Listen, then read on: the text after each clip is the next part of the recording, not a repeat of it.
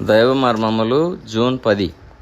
నీవు నా ఆత్మను పాతాళములో విడిచిపెట్టవు, నీ పరిశుద్ధిని కుళ్ళిపట్టనీయవు. కీర్తనలు 16:10. యేసుక్రీస్తు ప్రభు అతి పరిశుద్ధుడు.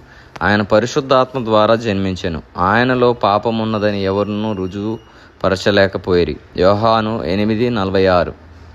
అందువలననే మనల్ని విమోచించుటకై ఆయన రక్తము కూడా కుళ్ళుపట్టలేదు. కీర్తనలు 16:10.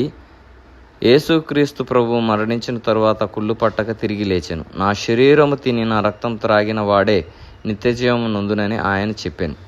ఈ సత్యమును మనము విశ్వాసము ద్వారానే తెలుసుకొనగలము.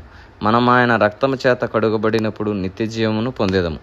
మారు మనసు పొందిన పిమ్మట మన అంతరంగ జీవితములలో కూడా మార్పు కలుగును.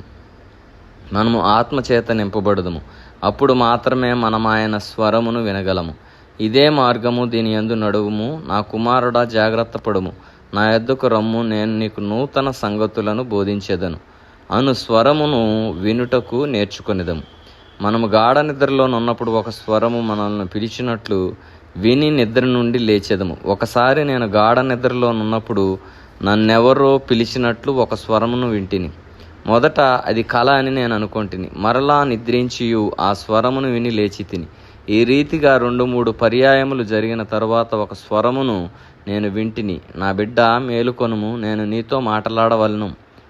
ఆయన స్వరము వినుట ఎంతో ధన్యకరమైన అనుభవం. కాబట్టి మనము కూడా ప్రతి దినము కూడా ఆయన స్వరమును, ఆయన వాక్యములో నుంచి మనము కూడా ఆయన స్వరమును విని మనము కూడా ధన్యకరమైన జీవిత అనుభవములను పొందాలనేది దేవుని ఆశయం. అటువంటి జీవితము దేవుడు మనందరికీ దయచేయునుగాక.